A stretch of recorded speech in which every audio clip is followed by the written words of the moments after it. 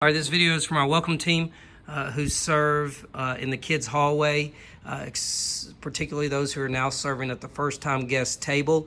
We're going to do a first-time guest table down here in order to help our visitors so they don't have to go into the chaos of the check-in room. They can kind of check in here and then also get them in the hallway, make them feel more comfortable. So if you're staying at this table and you're serving at the first-time guest table in the kids' hallway, it's a little different from upstairs, basically because we don't want to collect two people or two times the information. We can just collect it one time through our check-in system. So most of you who serve at this table know how to check in a child and know how to add a child, but just in case you don't and you're serving here, let me walk you through it.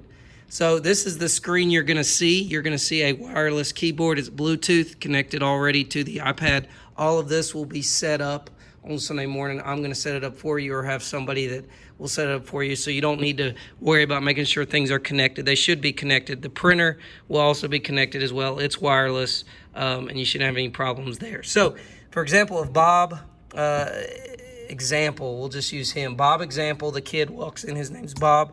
You're going to search Bob example just like this, okay? And when you search Bob example, you're going to press enter and it's going to say Bob example is nowhere to be found. Don't fret. Hit add person. You got three options here: add to a new household, add to an existing household, and then create a one-time temporary guest. Don't create a one-time temporary guest. That's only for those people who aren't planning on coming back, like if they're out of state or out of the country or whatever, and just are visiting one Sunday. You're going to do add to a new household. Add to an existing household is only for those kids or cousins who come in and are part of the same household as somebody already in the system. So just hit new household, and then what you're going to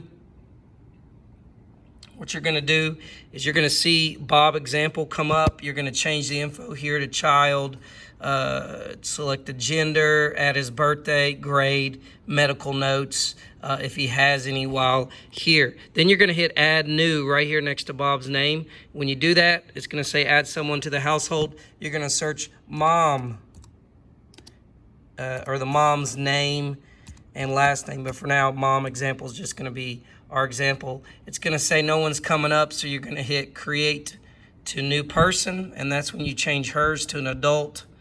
You do the gender. Then this is where you're going to add the email address for her. Once you're done with the email address, then you're going to add the phone number. All right. And then ignore create a mobile pass or barcode. We don't do that here. We have the capability, but we don't do it here for our check-in system. So make sure, though, that you have an adult changed, because if you have a child, this is going to fail. So do email address, and then phone number. Make sure it's set on mobile too. You got a couple options here, but make sure it's mobile. We don't mess with home phone numbers. We don't call guests at their home. So we just want to be able to text them on their mobile number. So then what you're going to do is this. Once you're done entering all that, you're then gonna, we're just going to do this as an example so it will print out. We're going to add my email address just so you guys can kind of see what this looks like.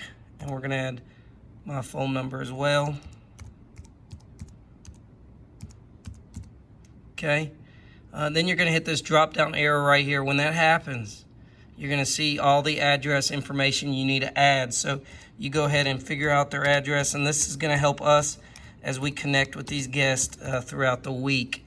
So I'm going to spelled my own address wrong here, but I'm going to add my address here so you guys can see what it looks like.